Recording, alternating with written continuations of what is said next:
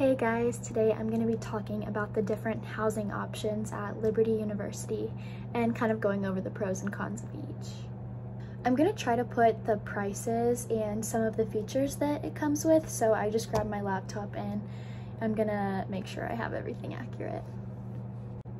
I'm going to talk about all three commons as a whole first. So in commons you have your own bathroom per room, and you have a sink also in the room. You have your own closet. There is a brother hall attached to a common room and then the sister hall. So you have a really great community. You can go out into the common room and do homework.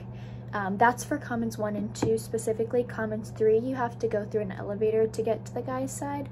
I'm not totally sure why that's the case, but commons 3 is a lot of fun.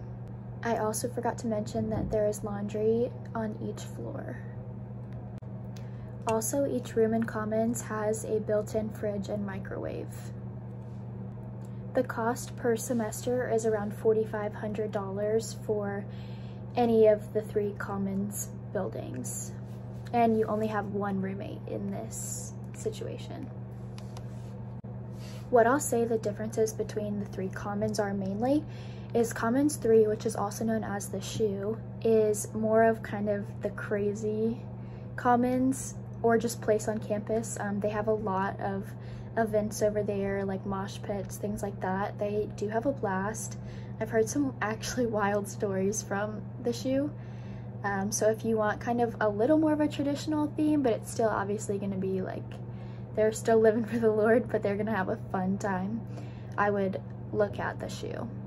Commons 2 is the biggest rooms, so each of the rooms are technically larger than commons 1, and it really just has a really clean feel. The common rooms are bigger, and yeah, I love commons 2. That's where I've stayed the last 2 years. And then commons 1 has a Dunkin' in the bottom of it and a Baskin Robbins, but the rooms are a little bit smaller, so you kind of and then the common rooms are a little smaller and a little darker, and the furniture is like kind of just like dingier. They have a lot of issues with flooding, I've noticed, in the last year, so I would keep that in mind. Also, commons is located pretty centrally in campus. It's close to the new dining hall and also to DeMoss and a few other places. Next, we're gonna look at the Hill. I have a lot of friends that live here and they love it. They also have a fun little culture. They don't have common rooms, but they have, during the summer and fall, there's a lot of, or fall and spring, same thing. They have a lot of fun events outside. They have bonfires all around. They have just all sorts of fun things outside, hammocks everywhere. They have a basketball court right there. And they have a blast. People at the Hill have a really great community with the people on their hall.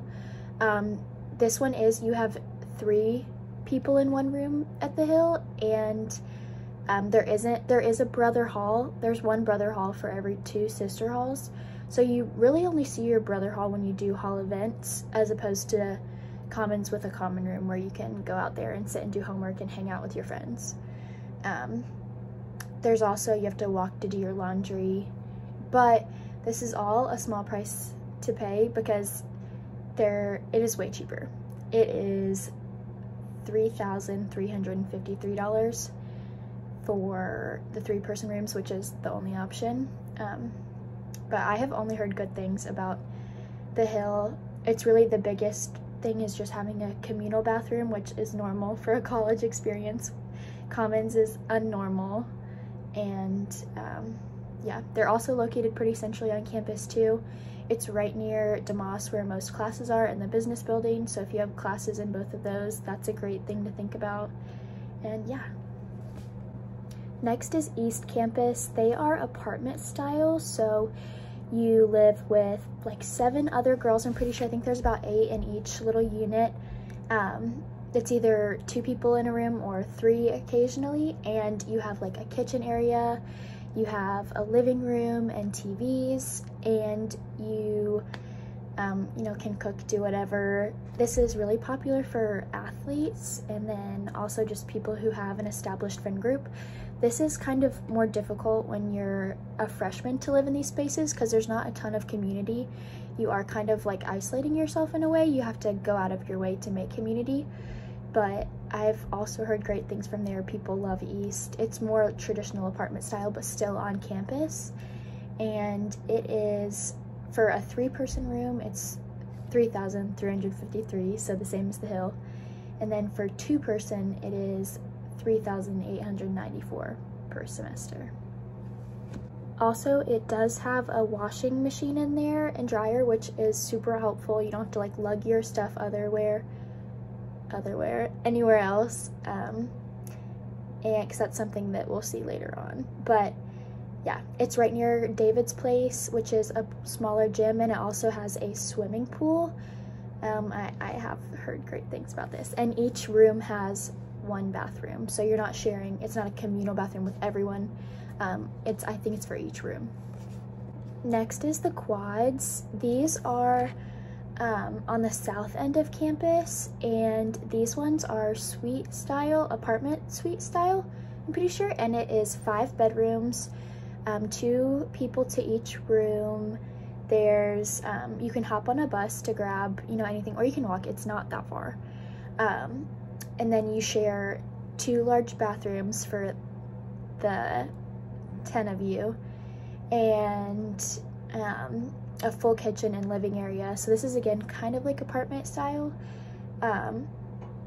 just a little different. It's a little bit closer on campus, I'm pretty sure. And you have to go do your laundry in South Tower, which is a separate building, so that's something to consider. I've also had friends that moved here and had a great time, so I'm not super familiar. I would do extra research on that, but yeah. And at the quads, it is $3,894 per semester. Next is South Tower. I really can't speak a whole lot on South Tower.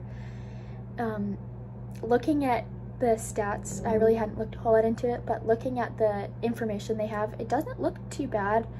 It has a bad rap sometimes, but it's all female high-rise dormitory. I know they just built an elevator there, I do know that. It's pretty far off campus. It's still on campus, but it's pretty far south.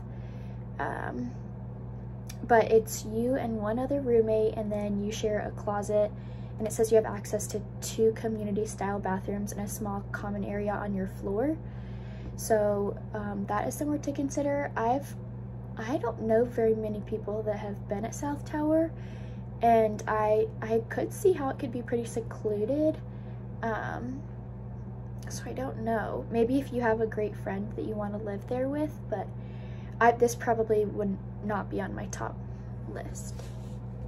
Also, for South Tower, the price is $3,353 per semester. Now, the Circle, this is my second to last one. This one's really popular for price reasons because it's pretty affordable. The other ones are pretty expensive, especially Commons. But the cost for a 3-person room is $2,653. It's not a bad location, but I know a lot of people have a lot of fun at the Circle. Some people like climbing through your windows. I'm not gonna say I've heard of sneaking out, but I've heard of sneaking out at this place, and people love the community. There's an awesome like bonfire area in between 2 of the Circle buildings, and you can like have bonfires, sit out in the cute little lawn chairs that they have. People hang hammocks out there, and I've honestly just heard a lot of great things about the Circle, and it's super cost efficient. The kind of downfalls to this is you have to walk to one of the Commons buildings to do your laundry, and I've heard of that being a hassle just because you can't throw your laundry in there unless you just want to hang out in Commons, which is totally fine. I've met a lot of people that way and love them. So there's a pretty cool culture there, and I've heard great things. I think that it's communal bathrooms, but I am not totally sure. And then also to say, I have heard about like some dirtiness issues, which is normal for dorms, I know, but if you're like really clean freak, then I would definitely look at Commons. It is like hotel style. It's super clean and like it just feels so clean and put together, so I would keep that in mind. Last but not least, we have the Annex. The Annex to me feels like a bougie motel. That's the only way I've ever been able to describe it. It is like 2-story, wrapped around like this, and you know there's rooms on every little spot around. Sorry, that looks so weird. And this is also flexible and affordable housing. This is off campus, so you can get on a bus to be taken back, but most people drive. It's a 5-minute drive from campus. And you have your own bathroom, and the rooms are a little bit bigger, so that's a plus. It's just unfortunate having to drive, you know, to campus when you're trying to live on campus. They do have a beach volleyball court here. They have cornhole. They have a really cool pool. They host a lot of pool parties over there, which is a blast. I've been over there a few times and it is fun. I've heard good things and I've witnessed good things here. So yeah, I like the Annex. I don't know if I would live here when I had the option to live, if I could just live off campus or live off campus with Liberty and still have all the rules. I would probably pick just straight off campus, but this is a pretty cost-effective option. It is $2,369 per semester. And yeah, there's a cool community space. There's not like common rooms or anything like that, but there is transit, but they do recommend that you have your own car just to make your life easier. Okay, so I think I covered everything. I'm not totally sure. If you have any questions, you can ask in the comments, or I can try to make another video more specifically maybe about Commons. I did make a dorm tour, so if you want to see that, that is linked on my channel. And yeah, let me know if you have any other questions or want to see videos on anything else. Bye.